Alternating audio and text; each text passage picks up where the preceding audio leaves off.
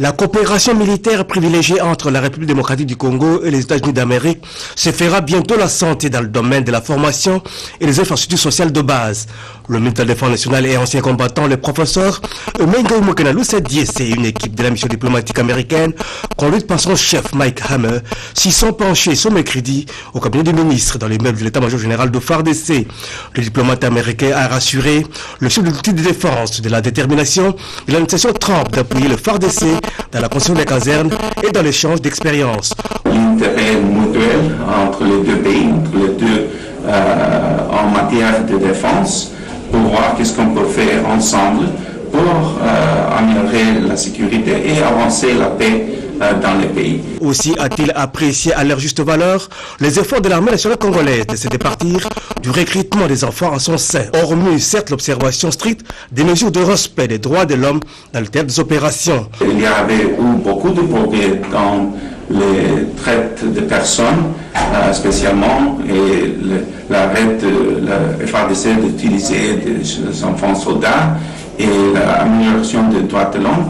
C'est très important parce que maintenant, la RDC est en train d'essayer de rentrer dans les traités économiques AGOA, the African Growth Initiative, et c'est ça qu'on est en train de travailler. Présent cette séance de travail entre les deux parties, le secrétaire général à la Défense nationale, le général Kaumba Yankole et quelques experts du cabinet du ministre de la Défense nationale et des anciens combattants. Un vent nouveau souffle au sein de l'appareil judiciaire. La Cour de cassation et son premier président David Christophe Mukendi s'inscrivent dans cette nouvelle dynamique imprimée par le chef de l'État Félix-Antoine Tshisekedi. Le premier président de cette Cour annonce déjà les couleurs et opte pour le retour aux fondamentaux. Bientôt, il y aura une note circulaire pour revenir aux fondamentaux. La discipline doit régner. C'est ce que nous avons appris de nos ancêtres, comme nous les appelons, les Kengo Mondo, les Liaou, les autres. C'était comme ça et c'était propre. On doit ramener les choses à l'ordre. Comme ça, on trouvera à la tête de chaque juridiction les meilleurs d'entre nous pour que l'on puisse aller de l'avant. La confiance, élément essentiel dans les relations entre la justice et les justiciables. Aujourd'hui, le chef d'État ne cesse de le dire, État de droit, pilier parmi les piliers, c'est la justice. Dernièrement, nous avons eu l'écho qui nous a été renvoyé par le procès que nous avons connu. Et la population a compris que les magistrats ne sont pas si médiocres qu'on le croit.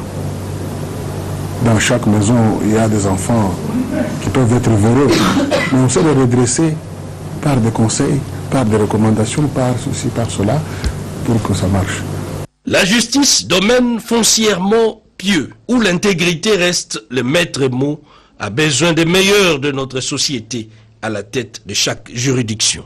C'est clair, nous avons réuni les revendications des secteurs pétroliers et le gouvernement a pris acte et nous sommes en train de travailler. Nous sommes toujours dans l'optique de protéger l'industrie ou encore nos partenaires. D'autant plus que l'État congolais, il faut dire que l'avant-dernière structure de prix avait été publiée en 2018 novembre. Et nous avons réadapté la structure de prix au mois de mai 2020. Ça veut dire qu'il y a eu plus de 2 ans, la structure de prix n'avait pas été touchée. Alors que de l'autre côté, sur le plan international, le cours de baril était en train de baisser. Nos partenaires n'ont pas eu vent à revendiquer sur quoi que ce soit parce que c'était en leur faveur. Mais le problème, ce n'est pas là. Le problème, c'est que, comme nous avons dit tout à l'heure, la dernière réunion que nous avons eue avec les secteurs pétroliers, c'était le 16, précisément le 16 juillet, donc à peine 2 semaines. Et puis, il faut dire que nous sommes en train de vouloir stabiliser les taux d'échange. Parce que les taux d'échange, c'est un paramètre important qui entre dans la détermination du prix de la structure de prix. Et comme nous avons des yo-yo actuellement avec la fluctuation à la hausse comme à la baisse du taux d'échange, nous voulons que la Banque centrale stabilise les taux d'échange pour que nous ayons un taux d'échange consensuel que nous mettrons dans la structure de prix qui ne sera pas finalement rejeté après par les uns et les autres et publier une structure de prix qui tiendra compte de toutes ces réalités. Maintenant que le PMF est en train de remonter après les déconfinements par rapport à cette pandémie que nous avons actuellement de la Covid-19, il faudrait que les parties prenantes se mettent ensemble pour travailler et trouver des solutions dans le sens et de l'intérêt de la population et de l'intérêt de nos partenaires. Donc c'est comme ça que l'on travaille. Et je pense que si la roue tourne en faveur de nos opérateurs économiques, l'État est une institution au-dessous des corporations. L'État va prendre ses responsabilités. L'État a eu à geler les prix du carburant de 2018 jusqu'en 2020. Il a pris en charge les manques à gagner. Et donc ce sont des négociations comme ça que l'État est en train de faire avec des partenaires pour finalement résoudre les problèmes des uns et les problèmes des autres. N'oubliez pas que c'est un prix directeur et que ça a un impact sur la population que nous sommes en train de vouloir gérer. Le produit pétrolier est un produit stratégique, comme je viens de dire tout à l'heure, dont la fixation est l'exclusivité de l'État congolais. La structure de prix doit être respectée. C'est le ministère de l'économie nationale qui fixe la structure, le prix du gasoil ou soit de l'essence, ainsi que du jet aérien. Donc il faudrait que les opérateurs économiques respectent la structure de prix. L'État a pris acte en bon père de famille des revendications des uns et des autres, et l'État va y remédier au moment opportun. À quelques jours de la reprise du trafic aérien, selon l'ordre du chef de l'État, toutes les batteries sont mises en marche. En témoigne cette séance de travail du ministre des Transports et Voies des Communications, Didier Mazenga Mukanzu, avec les DG du secteur de l'aéronautique. AAC, Autorité de l'aviation civile, RVA, Congo Airways, SEMA, Conseil médical de l'aviation, services d'hygiène rattachés au ministère de la Santé, autant de services ou sociétés d'aviation ayant pris part à cette séance de travail, laquelle a accouché d'un train de mesures que la RVA doit impérativement faire appliquer. Entre autres, la réglementation de tout accès dans les installations aéroportuaires, port de masques, distanciation physique d'au moins 1 mètre, fournir la preuve d'un test Covid réglementaire datant d'au moins 3 jours avant la délivrance de la carte d'embarquement. Il était question de faire une évaluation en rapport avec les instructions écrites et dictées par l'autorité de l'aviation civile à tous les composants du secteur du transport aérien, donc faire l'évaluation de la mise en œuvre de ces instructions. Donc la RVA, Congo Airways, qui sont des acteurs principaux sur le terrain, ont présenté les étapes ou la façon dont ces instructions seront déroulées. De l'entrée à l'aéroport jusqu'à la sortie, de l'entrée de l'avion jusqu'à la sortie, quelles sont les mesures qui doivent être prises et comment dans la gestion du passager. La reprise des vols le 15 août 2020 est une aubaine pour tous les voyageurs, mais l'observance des mesures sanitaires demeure la panacée contre Covid-19. Dans le cadre du programme de 100 jours du chef de l'État par l'entreprise chinoise Crexet sous la supervision de l'Office des voiries et drainage OVD, le saut des moutons de Kinsuka Pompage dans la commune d'Engalema à l'ouest de Kinshasa, la capitale, vient d'être ouvert pour la deuxième fois à la circulation par la population elle-même. Cela suite certainement aux embouteillages observés pendant les heures de pointe au niveau de ces carrefours. Moi je suis de la sécurité routière. Chose étonnante que nous voyons ici, c'est la population, surtout les piétons, commencent à marcher au-dessus de sautes de moutons. C'est vraiment incroyable, ça ne se fait pas.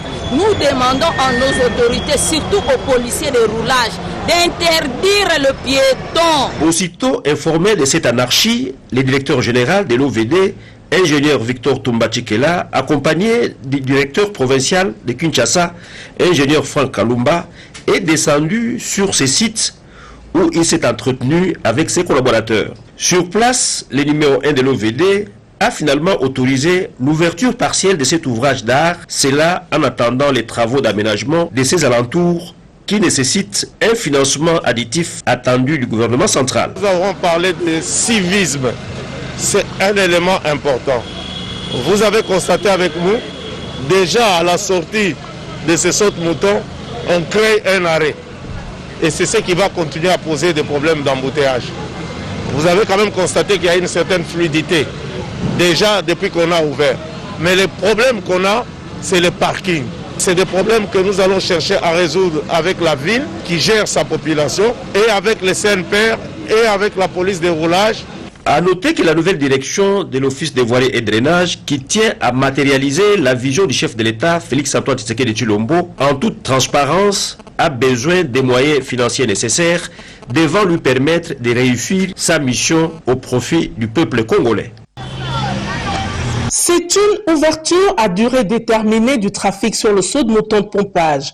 Pendant un mois, l'Office de voirie et de drainage s'active à parachever les travaux d'aménagement des abords de cet ouvrage déjà fin prêt. Cette décision prise par le vice-premier ministre, ministre des Infrastructures et Travaux publics, Willy Ngopos, vient en soit peu résoudre le problème des embouteillages sur ce carrefour des avenues du tourisme et de l'école. Ceux qui ont suivi notre communiqué, nous avons parlé de civisme. C'est un élément important. Le problème qu'on a, c'est le parking. Nous pensons, nous l'OVD, que c'est des problèmes que nous allons chercher à résoudre avec la ville qui gère sa population et avec le CNPR et avec la police des roulages pour voir dans quelle mesure on peut régler ces problèmes de ces arrêts. Les usagers de cette route lancent un appel au gouvernement pour d'autres solutions palliatives. On a ouvert, c'est bien, mais vous constaterez qu'au niveau de la circulation, à gauche, comme on venait de fermer, il y a des sorties. D'abord, la population qui va se diriger à gauche vers Carry-Grèce n'a plus de passage. Tout le monde est obligé de se diriger vers la droite. Là, ça devient encore une solution problème parce que, compte tenu du Covid-19, ne doit pas rester concentré à un seul endroit. Le même problème se pose, c'est que nous demandons qu'on ouvre encore du côté gauche, du côté de Palenco. Pour certains, la population a aussi sa part de responsabilité en ce qui concerne la conduite à adopter pour éviter d'empirer la situation pendant cette période des travaux. Nous sommes étonnés, nous voyons des piétons qui passent sur les sauts de moutons. Est-ce que c'est indiqué? Les sauts de moutons, ce n'est pas pour les piétons. On n'a pas prévu des espaces pour que les piétons puissent monter sur les sauts de moutons. Les sauts de moutons, c'est pour les véhicules. Et nos frères les piétons doivent passer en bas. D'ici quelques semaines, ce calvaire prendra fin à la grande satisfaction de tous.